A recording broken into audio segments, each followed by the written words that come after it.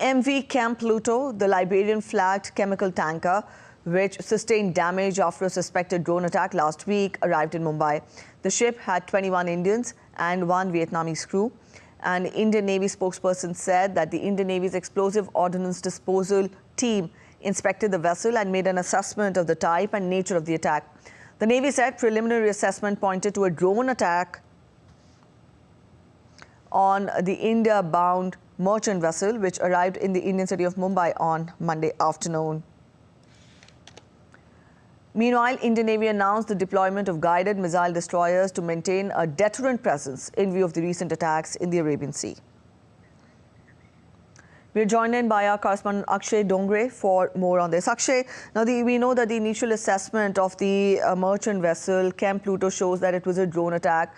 Do we know anything more about further investigations?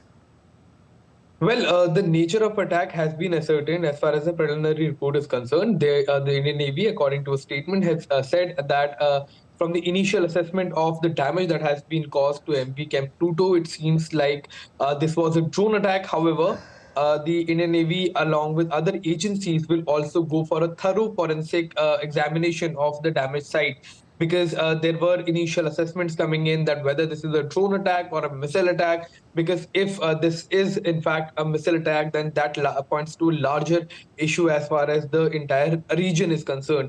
Now, what we have seen in the past few days is hijacking attempts, increased attacks against not just the military but the cargo vessels as well, and that raises a biggest concern for the countries, especially in the region, that how trade and economies will get impacted, because there are certain ships that are now not taking the Red Sea route. They are in fact circumnavigating all through the continent of Africa, taking a much longer route, which will in fact lead to much higher prices of the cargo that will be delivered from one place to another. In fact, significantly impacting economies in Asia, in Middle East, even Europe-bound tankers are forced to. Many of them are forced to take a longer route because of these kind of threats.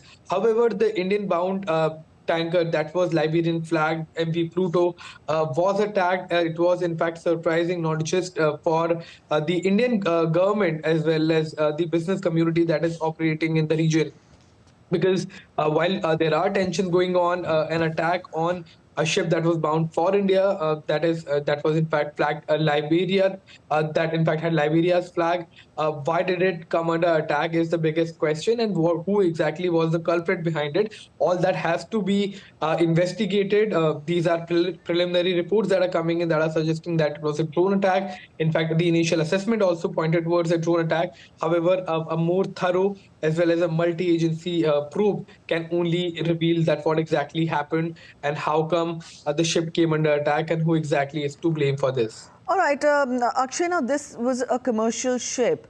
And also, you tell us, though the investigation is still on, but then what do you make of the severity of this incident? How grave was it, given the tense situation in the Arabian Sea? Well, certainly that is in fact the biggest concern about the issue of trade that passes through this particular region. When in fact, once we look at the volume of the trade, it is significant for the economies across the region. In fact, this channel is significant for economy of the world, and if it comes under such a constant threat of drones attacks, missile attacks, especially that the claims were being made by the Houthis in Yemen, that they are taking actions against, or rather they are attacking Israeli flagged ships, or the ships that have anything to do with Israel, anything to do with the Israeli government or the Israeli business community. However, these random attacks that are coming across almost any ship that passes through that particular region, especially if it belongs to a country that is not friendly with the Houthis or the Yemeni government, that points to a larger question of the trade getting impacted, trade getting attacked, as far as the other tensions in the region are concerned, which points to a larger problem here, that while there is already tension in the region, how this is impacting trade and economy of other countries as well that are in no way related to the ongoing conflict in that particular region, Preeti. All right, Akshay, we leave it here. Thank you for joining in with those details.